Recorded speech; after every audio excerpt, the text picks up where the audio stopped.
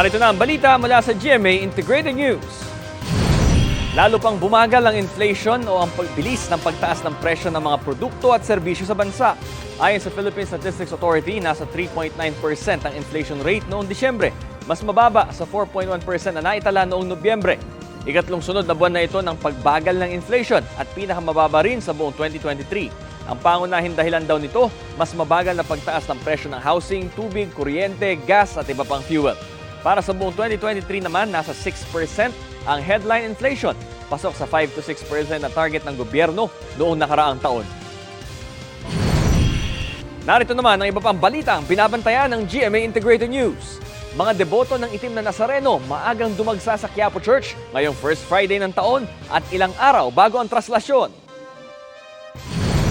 Klases sa ilang lugar sa Western Visayas, suspendido pa rin dahil sa malawakang brownout.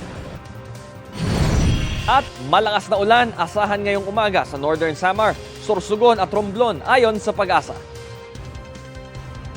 Para sa mas malaking misyon at mas malawak na paglilingkod sa bayan, ako po si Bam Alegre ng GMA Integrated News, ang News Authority ng Pilipino.